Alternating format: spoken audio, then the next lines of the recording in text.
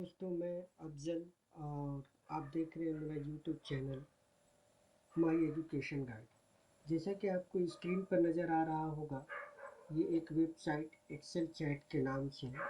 जो एक्सेल के जानने वाले हैं है जिसका लिंक मैं डिस्क्रिप्शन में दे चुका हूँ, वहाँ पर आप विजिट करके इसको देख सकते हैं। अब इस पर काम करने के लिए करते हैं, मगर वीडियो को शुरू करने से पहले आप लोगों से एक रिक्वेस्ट है कि अगर आप इस चैनल पर नए हैं तो मेरे चैनल को प्लीज़ सब्सक्राइब करें। वीडियो पसंद आने की सूरत में लाइक करें। देखिए, इस तरह से क्वेश्चन आपके सामने रहेगा। अब यहाँ पर जैसे क्वेश्चन बता रहा है कि ये जितने भी ये नंबर ऑफ सेल्स, ठीक है, अगर 100 से ग्रेटर देन 100, 100 टू 150 इस तरह से है, और ये परसेंटेज है, ठीक है। तो कमीशन परसेंटेज, तो हर एक सेल्स एग्जीक्यूटिव जो है, उन लोगों ने लास्ट मंथ में इतना सेल किया, लास्ट मंथ में जो सेल किए उनका कमीशन कितना परसेंट पर बनता है। तो उसके लिए हम लोग इस फॉर्मूला को इस्तेमाल करेंगे। आप इस फॉर्मूला को गौर से देख लीजिए, ठीक है। ये फॉर्मूला चूँकि बहुत लंबा है, इस वजह से मैं इस फॉर्मूले को लगा कर नहीं दिखा रहा हूँ। फॉर्मूला ऑलरेडी मैंने लगा दिया है, ये उसी तरह का है, देखिए। और इस पर हमें कमीशन परसेंटेज निकालना है। तो टोटल इन लोगों का लास्ट मंथ का सेल कितना हुआ, सारा ने जो है कितना 230 सेल किया, इसका कमीशन क्या बनता है, ये उसका यही फार्मूला है। इस फार्मूला को जब आप लगाइएगा तो इस तरह से आएगा। अदरवाइज अगर आप इन सब का फार्मूला अगर लगा रहे तो ये फार्मूला कोई काम नहीं देगा, एरर बताएगा, ठीक है। दूसरा नंबर, अब आइए देखें। इस क्वेश्चन में कह रहा है कि which of the following function would allow to find the information. अगर आपके पास एक लार्ज डेटा सेट है, ठीक है, उसमें एक पर्टिकुलर नंबर कितनी बार आया है, एक पर्टिकुलर नंबर कितनी बार आया है, हम किस फॉर्मूला के जरिए देख सकते हैं। तो काउंट इफ के जरिए देख सकते हैं। देखिए, काउंट इफ के जरिए कैसे देखेंगे, देखिए ये यहाँ पर मैं आपको फॉर्मूला लगा करके दिखा दे रहा हूँ। इक्वल टू, ठीक है, सॉरी थोड़ा जूम कर लूँगा। देखिए, इक्वल टू काउंट इफ, उसके बाद रेंज पूछ रहा है, तो ये रेंज हम लोग सिलेक्ट कर लेंगे। उसके बाद कॉमा, एक पर्टिकुलर नंबर कितनी बार आया, ये देखिए, मान लेते हैं ये 82। अगर हम यहाँ पर 82 को देखना चाहें तो ये इस रेंज में कितनी बार आया है। देखिए, इस रेंज में एक ही बार आया है, इसके नीचे और 82 नहीं है। अगर हम 82 के जगह पर 11 लिखते हैं या 14 लिखते हैं, तो देखिए 14 इस रेंज में 2 बार आया, यहाँ पर एक 14 आया और यहाँ पर एक 14 आया, ठीक है। तो इस तरह से जब काउंट इफ का फॉर्मूला हम इस्तेमाल करेंगे तो ये क्वेश्चन हम लोग। नेक्स्ट क्वेश्चन देखिए, यहाँ पर इसमें क्या है कि इसमें एक इंफॉर्मेशन है, customer age, customer ID, customer type, normal या discount and location. How would you help a user who only wants to show the normal type of customer. ये नॉर्मल टाइप ऑफ कस्टमर को इस chart में देखना चाहते हैं, ठीक है। तो देखिए, इस ऑप्शन को अगर हम लोग फॉलो करें, select a chart, go to design tab, select add chart element, ठीक है। तो चार्ट को सिलेक्ट करेंगे, गो टू डिजाइन टैब में आएंगे, चार्ट एलिमेंट सिलेक्ट करेंगे, go to legend, legend legend हो गया, ठीक है। और उसके बाद देखिए यहाँ पर ऑटोमेटिक आ गया है बहरहाल। यहाँ पर सिर्फ हमें नॉर्मल टाइप ऑफ कस्टमर, क्योंकि मैंने कर दिया था इस वजह से ये शो नहीं कर पा रहा है यहाँ पर बहरहाल। तो यहाँ देखिए ये इसको अगर सिर्फ हम नॉर्मल देखेंगे तो यहाँ पर ये नॉर्मल टाइप ऑफ कस्टमर हमारा आ जाएगा, ठीक है। तो यही है, इसमें चार्ट में थोड़ा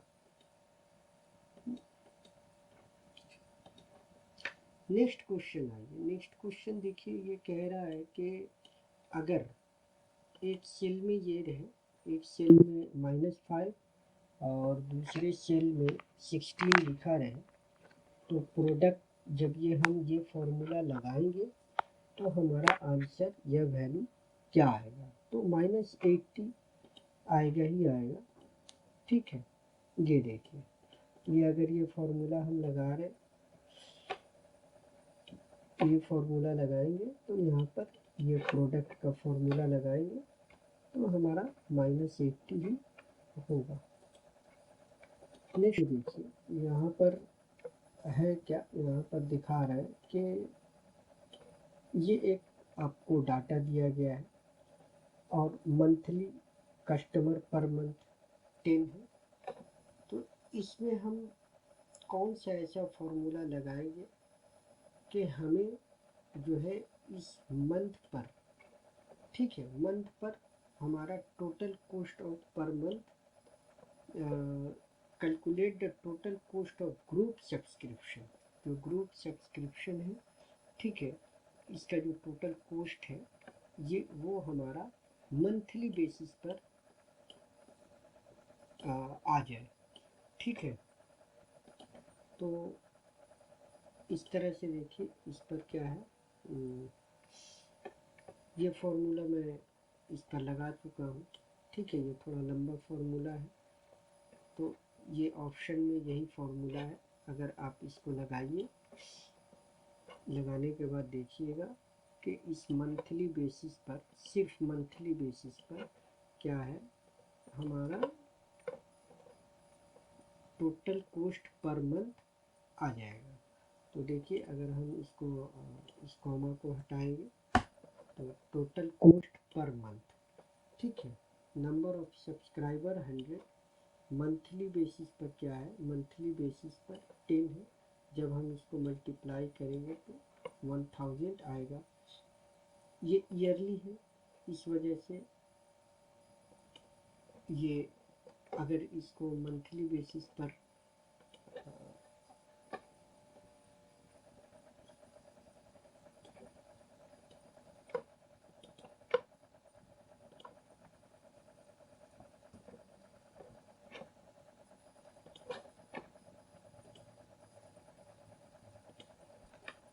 नेक्स्ट क्वेश्चन हमारा आता है कि अगर हम ये फॉर्मूला लगाएं, ठीक है, which of the following formula would round the value of cell G9 to the thousands, ठीक है, कि हर हाल में हमारा थाउजेंड्स आएगा। तो ये फॉर्मूला अगर हम लगाएंगे तो हर हाल में हमारा थाउजेंड्स आएगा। देखिए, ये देखिए, ये अगर इसको हम 999 किए हैं और ये फॉर्मूला हम लगाए हैं,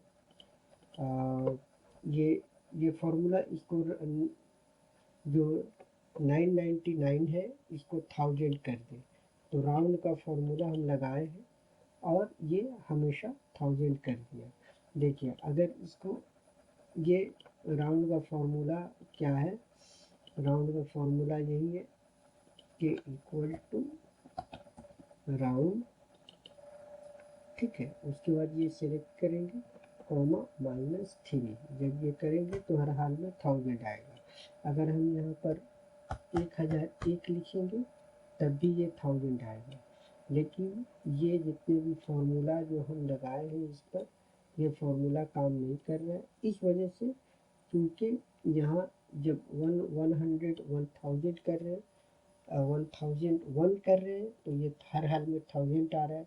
यहाँ पर अगर हम 999 कर रहे हैं तभी भी ये हमें राउंड करके ये दिखा दे रहा है। ठीक है, तो आंसर जो है ये होगा।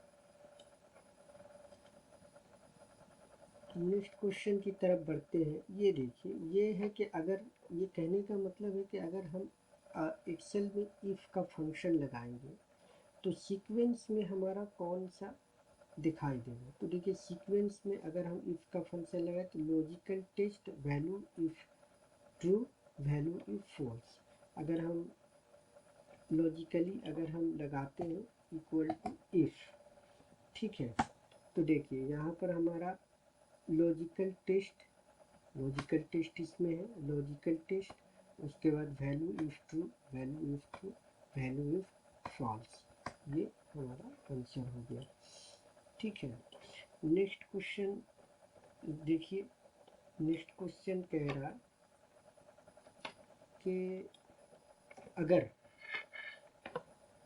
अगर हम ये फॉर्मूला देखिए, ये टेक्स्ट नाउ का MMDD और YY का फॉर्मूला अगर हम लगाते हैं तो हमारा जो है ये इस तरह से जो लिखा हुआ है ये किस फॉर्मेट में आएगा।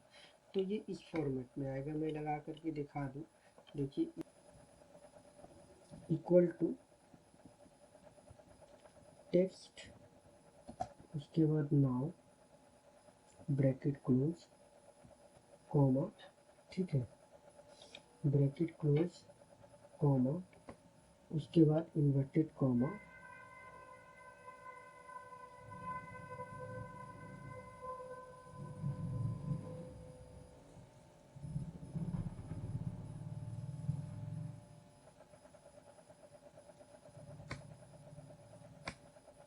MM/DD/YY, inverted comma close bracket close.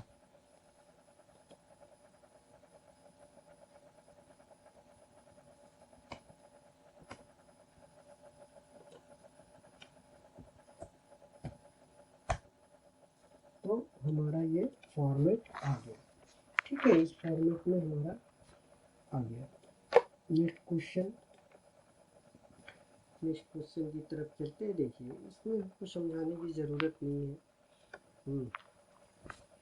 क्योंकि अब इसमें समझाने की ज़रूरत नहीं है, क्योंकि अगर ये इस तरह से 10, 15 और 20 अगर दिया रहे और अगर हम इस फॉर्मूले को लगाएंगे तो हमारा आंसर क्या होगा, हमारा आंसर ये होगा 32.5 होगा।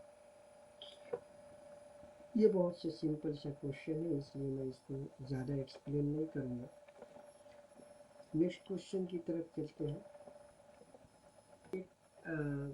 डेटा आपको दिया गया है और नीचे ये ऑप्शन है,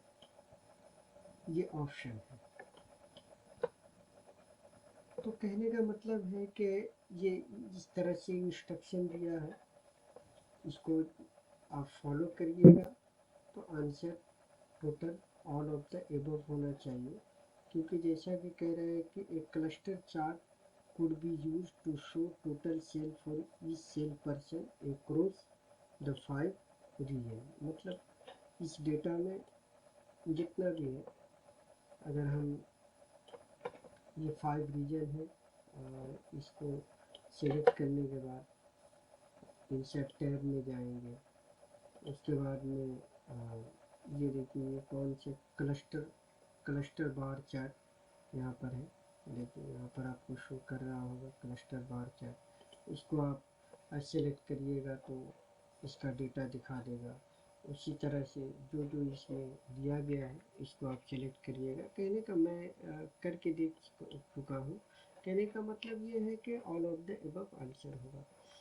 आज के वीडियो में बस इतना ही, नेक्स्ट वीडियो में मिलेंगे, तब तक के लिए आप खुश रहें और मेरे वीडियो को लाइक करें,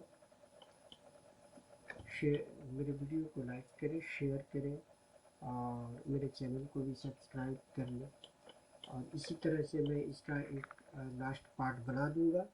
उसके बाद आप इस वेबसाइट पर आकर के इसको ज़रूर ट्राई करिए और आप इस टेस्ट को भी आप कंप्लीट कर लीजिएगा।